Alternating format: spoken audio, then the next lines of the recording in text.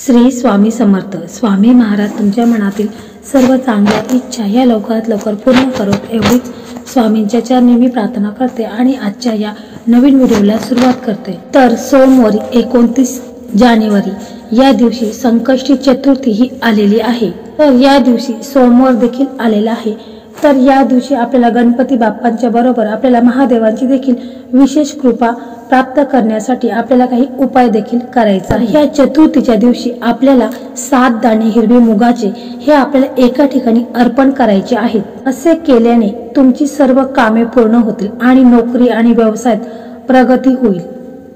तुमच्या सर्व मनोकामना इच्छा ज्या बऱ्याच दिवसापासून राहिलेल्या आहेत तर त्या देखील पूर्ण होण्यास खूप मदत होईल. इतका हा प्रभावी असा उपाय आहे. तर आपल्याला या संकष्टी चतुर्थीच्या दिवशी हा उपाय आपल्याला आवर्जून करायचा आहे. त्यापूर्वी जे कोणी चॅनलवरती नवीन असतील तर त्यांनी चॅनलला सबस्क्राईब करा आणि समोरील बेल आयकॉनला क्लिक करा, कारण की जे नवीन येणारे व्हिडिओ आहे त्याचं नोटिफिकेशन हे तुम्हाला सर्वात अगोदर मिळून जाईल आणि तुम्ही एक पण व्हिडिओ मिस करणार नाही. त्याचप्रमाणे श्री स्वामी समर्थ अशी कमेंट करायला अजिबात विसरायचं नाही. संकष्टी चतुर्थीचे व्रत केल्याने आपल्या जीवनातील सर्व संकटे अडचणी समस्या या दूर होत असतात. तर केल्याने ऐश्वर्य सुख सौभाग्य वाढते, शांतीचा अनुभव येतो आणि पुण्य संचय होतो. चतुर्थीचे व्रत केल्याने जीवनातील संकटे तर दूर होतातच, शिवाय आपल्याला सुख सौभाग्यही प्राप्त होत असतं. गणेश हे अडथळे दूर करणारे, प्रत्येक संकटे आणि अडथळे दूर करणारे आहेत. म्हणून प्रत्येक शुभ कार्यामध्ये प्रथम पूजनीय म्हणून पहिली पूजा ही गणपती बाप्पांची केली जाते. जर कोणत्याही व्यक्तीला आपल्या जीवनातील सर्व संकटे अडचणी ह्या दूर करायचे असतील तर त्यांनी श्री गणेशाची संकष्टी चतुर्थीचे व्रत करायचे आहे. सांगितले आहे की 1 वर्ष भक्तिभावाने जर हे संकष्टी चतुर्थीचे व्रत कोणी केले तर त्याची सर्व संकटे हे दूर होतात. संकष्टी चतुर्थीच्या दिवशी आपण सकाळी लवकर उठायचं आहे. आपली सर्व नित्य कर्म आटपून मग आपण सूर्यदेवांना अर्घ्य द्यायचा आहे. त्याचप्रमाणे आपण जी आपली पूजा असते रोजची देवपूजा आहे तर ती आपण करायची आहे. त्याचप्रमाणे तुम्हाला संकष्टी चतुर्थीच्या दिवशी सकाळी तुम्हाला गणपती बाप्पांची तुमच्याकडे मूर्ती असेल तर त्या मूर्तीला तुम्हाला अभिषेक करायचा आहे, किंवा तुम्हाला पंचामृताने अभिषेक करायचा आहे, किंवा दुधाने किंवा दह्याने तुम्ही अभिषेक करू शकता. त्याचप्रमाणे तुम्हाला अभिषेक करता वेळेस तुम्हाला ओम गण गणपताय नमः या मंत्राचा उच्चारण तुम्हाला सातत्याने करायचा आहे. जर तुमच्या घरी लहान मुले असतील तर त्यांना देखील तुम्ही गणपती अथर्वशीर्ष हे म्हणायला लावायचं आहे, कारण यामुळे मुलांची जी बुद्धी आहे तर ती तल्लख होते आणि मुलेही हुशार होतात. किंवा तुम्हाला जमेल तर तुम्ही गणपती अथर्वशीर्ष हे देखील पठण करायचं आहे, किंवा तुम्ही मोबाईलवर देखील लावू शकता. त्याचप्रमाणे मग तुम्हाला गणपती बाप्पांना जास्वंदीचं लाल फूल आहे तर ते अर्पण करायचं आहे, कारण गणपती बाप्पांना लाल कलरची फुले ही जास्त प्रिय आहेत. त्याच्यामधील जास्वंदीचं फूल हे त्यांना जास्त प्रिय आहे. आणि मग तुम्हाला त्यांना दुर्वा, तर ही दुर्वाची एक जोडी देखील तुम्ही त्यांना अर्पण करू शकता, किंवा दुर्वांचा हार देखील तुम्ही गणपती बाप्पांना अर्पण करायचा आहे, कारण गणपती बाप्पांना जास्वंदीचं फूल जसं प्रिय आहे तसंच दुर्वा ही देखील त्यांना खूप प्रिय आहे. तर यामुळे गणपती बाप्पा हे प्रसन्न होतात. या दिवशी सोमवार देखील आलेला आहे. तर तुम्हाला महादेवांची पिंडी जर तुमच्याकडे असेल तर तिला देखील तुम्हाला अभिषेक करायचा आहे. आणि जर बेलाचं पान वगैरे असेल तर ते देखील तुम्ही तिथे अर्पण करू शकता, किंवा सफेद फूल असेल तर ते तुम्हाला महादेवाच्या पिंडीवरती अर्पण करायचं आहे. कारण संकष्टी चतुर्थी आणि सोमवार हा एक शुभ संयोग जुळून आलेला आहे. तर त्यामुळे आपल्याला महादेवांची विशेष अशी कृपा प्राप्त करून घेण्यासाठी त्यांची देखील आपल्याला सेवा करायची आहे, उपाय करायचे आहेत.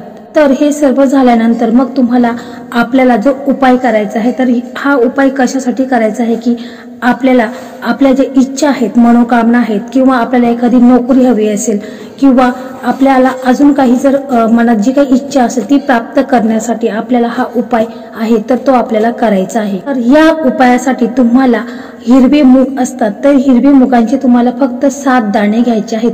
ते असे व्यवस्थित घ्यायचे आहेत, असे किडलेले वगैरे खराब झालेले घ्यायचे नाहीत. तर चांगले हिरवे मुगाचे तुम्हाला 7 दाणे आहेत तर ते तुम्हाला घ्यायचे आहेत. मग आपल्याला हे मुगाचे दाणे घ्यायचे आहेत आणि मग आपल्याला महादेवांच्या मंदिरामध्ये जायचं आहे आणि मंदिरामध्ये गेल्यानंतर प्रथम तुम्हाला तिथे दिवा लावायचा आहे, अगरबत्ती लावायची आहे। महादेवांना तुम्हाला बेलाचं पान आहे तर ते देखील तुम्हाला अर्पण करायचं आहे आणि सफेद फूल असेल किंवा धोत्र्याचं फूल असेल तर ते देखील महादेवांना खूप प्रिय आहे। तर यामुळे देखील महादेव खूप लवकर प्रसन्न होतात। त्यामुळे तुम्हाला हे सर्व झाल्यानंतर मग तुम्हाला काय करायचं आहे की तुम्ही जे 7 हिरवे मुगाचे दाणे घेतलेले आहेत त्यापूर्वी तुम्हाला महादेवांच्या पिंडीवरती 1 तांब्या पाणी हा अर्पण करायचा आहे आणि मग ते हिरवे मूग आपण उजव्या हातामध्ये घ्यायचे आहेत। त्याच्यावरती थोडंसं आपल्याला पाणी लावायचं आहे, त्या हिरव्या मुगांना पाणी लावायचं आहे। त्याच्यामधील तुम्हाला 4 दाणे घ्यायचे आहेत, म्हणजे हिरवे मुगाचे 4 दाणे घ्यायचे आहेत आणि महादेवांची पिंड आहे तर त्याच्या उजव्या साईडला जिथे गणपती बाप्पांचे स्थान आहे तिथे तुम्हाला 4 दाणे आहेत तर ते तिथे तुम्हाला ठेवायचे आहेत। त्याच्यानंतर तुम्हाला हा मंत्र म्हणायचा आहे की ओम गण गणपतये नमः, ओम गण गणपतये नमः। नंतर हा मंत्र बोलून झाल्यानंतर तुमच्याकडे 3 दाणे शिल्लक राहिलेले आहेत, त्यातील 1 दाणा तुम्हाला घ्यायचा आहे, म्हणजे हिरव्या मुगाचा 1 दाणा घ्यायचा आहे। तो तुम्हाला महादेवांच्या पिंडीवरती म्हणजे जिथे अशोक सुंदरीचा जो भाग आहे, जो महादेवांची पिंड आहे त्याची निमुळता भाग असतो तिथे अशोक सुंदरीचं स्थान आहे तर तिथे तुम्हाला 1 दाणा अर्पण करायचा आहे। आपल्याकडे 2 हिरवे मुगाचे दाणे राहिलेले आहेत तर त्याच्यातील तुम्हाला 1 हिरव्या मुगाचा दाणा आहे तर तो तुम्हाला नंदीच्या समोर तिथे ठेवायचा आहे, म्हणजे नंदीचा जो पाय वरती उचललेला आहे तर त्याच्या खाली तो दाणा तुम्हाला ठेवायचा आहे। आणि मग जो उरलेला 1 दाणा आहे तर तो तुम्हाला जे पाणी आहे म्हणजे तांब्या भरून पाणी घ्यायचं आहे त्याच्यामध्ये तुम्हाला तो 1 दाणा आहे तर तो तुम्हाला टाकायचा आहे आणि महादेवांच्या शिवलिंगावरती तो तुम्हाला जल अर्पण करायचा आहे, म्हणजे तुम्हाला शिवलिंगावरती पाण्याचा अभिषेक करायचा आहे। तर पहा, तुम्हाला समजलं नसेल तर परत एकदा सांगते की आपण हिरवे मुगांचे 7 दाणे घेतलेले आहेत, त्यातील 4 दाणे आहेत तर ते आपण महादेवांच्या पिंडीच्या साईडला म्हणजे उजव्या साईडला गणपती बाप्पांचे स्थान आहे तिथे आपण 4 दाणे अर्पण करायचे आहेत। त्याच्यातील तुम्हाला 1 दाणा आहे तर तो तुम्हाला जे महादेवांची पिंड आहे ती निमुळता भाग आहे अशोक सुंदरीचा तिथे तुम्हाला 1 दाणा ठेवायचा आहे, म्हणजे ते 5 दाणे झाले। त्याच्यानंतर जे 3 दाणे राहतात म्हणजे 2 दाणे राहतात तर मग त्याच्यातील तुम्हाला 1 हिरवे मुगाचा दाणा आहे तर तो तुम्हाला नंदीच्या पायाखाली ठेवायचा आहे, तिथे थोडंसं पाणी टाकायचं आहे आणि त्याच्यानंतर 1 दाणा राहील हिरव्या मुगाचा तो तुम्हाला आपल्या तांब्यामध्ये ठेवायचा आहे आणि महादेवांना अभिषेक करायचा आहे। अभिषेक करता वेळेस तुम्हाला महादेवांचा मंत्र म्हणायचा आहे ओम नमः शिवाय, ओम नमः शिवाय, ओम नमः शिवाय। या मंत्राचा तुम्हाला निरंतर जप करायचा आहे आणि हे करता वेळेस तुमच्या ज्या काही मनोकामना इच्छा आहेत, जसे की तुम्हाला जर नोकरी हवी असेल तर नोकरीमध्ये तुमची नोकरी तुम्हाला लागू दे, किंवा तुमच्या ज्या काही आर्थिक समस्या आहेत, आर्थिक अडचणी आहेत, घरामध्ये सुख समृद्धी राहू दे, त्याचप्रमाणे मुलांची तुमच्या प्रगती होऊ दे, नवऱ्याची तुमच्या प्रगती होऊ दे, घराची भरभराट होऊ दे, ज्या काही इच्छा समस्या आहेत तेवढ्या तुम्हाला मनापासून महादेवांना कळकळून तुम्हाला विनंती करायची आहे, प्रार्थना करायची आहे।